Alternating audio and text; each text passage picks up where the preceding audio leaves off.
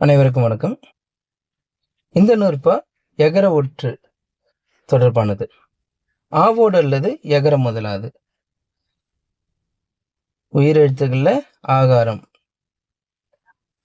இந்த ஆகாரத்தை தவிர வேற எந்த உயிரெழுத்துகளோடும் இந்த எகர ஒற்றானது மொழிக்கு முதலில் வருவது இல்லை. அப்ப யாய் அதெல்லாம் வருது இல்லைங்களா? மீதி உள்ள 11 உயிரெழுத்துக்களோடும் எகரம் ஒற்று மொழி முதலாக வருவதில்லை.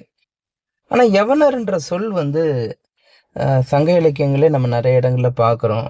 அப்ப அந்த அடிப்படையில அதை எப்படி எடுத்துக்கலாம் அப்படின்னா, இவங்க என்ன சொல்றாங்கன்னா ஆரிய சிதைவுன்னு சொல்றாங்க. ஆனா நான் என்ன நினைக்கிறேன் அப்படின்னு பார்த்தீங்கன்னா, யவனர் என்பவர் பிறமொழி பேசுகின்ற ஒரு குறிப்பிட்ட மக்களை குறிப்பது.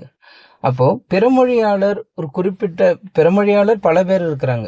நம்மளோட வாணிகம் செய்தவர்கள் பல பேர் பிறமொழியாளர் இருக்கிறாங்க. வெவ்வேறு மொழியை பேசக்கூடிய அதுல ஒரு குறிப்பிட்டவர்களுடைய அந்த மக்களை குறிப்பது தான் யவனர் என்ற சொல்.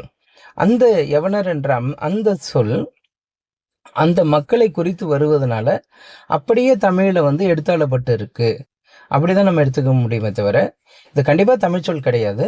ஆனா இது அந்த குறிப்பிட்ட மக்களை அந்த சொல்லால தான் நம்ம சொல்ல முடியும். அந்த அடிப்படையில இது தமிழ்ல வந்திருக்கு அப்படி நம்ம பார்க்கலாம். ஏன்னா இப்ப நம்ம ஆரியர் சொல்றோம் இல்லைங்களா, திராவிடர் சொல்றோம், ஆரியர் சொல்றோம், தமிழர் அப்படின்னு சொல்றோம். இந்த மாதிரி தெலுங்கர் அப்படின்னு சொல்றோம். இந்த மாதிரி யவனர் என்பது இப்ப ஆங்கிலேயர் சொல்றோம். இந்த மாதிரி ரஷ்ய மக்களை குறிக்கிறோம். இந்த மாதிரியான ஒரு குறிப்பிட்ட மக்களை அழைக்கப்படுகின்ற ஒரு தொகுதியாக அழைக்கப்படுகின்ற அந்த பெயர் தமிழ்ல நிலை பெற்று இருக்கு. ஏன்னா அவங்களோட நம்ம வாணிபம் செய்தோம் என்பதனால அப்படிதான் நம்ம இதை எடுத்துக்க முடியும். நன்றி, வணக்கம்.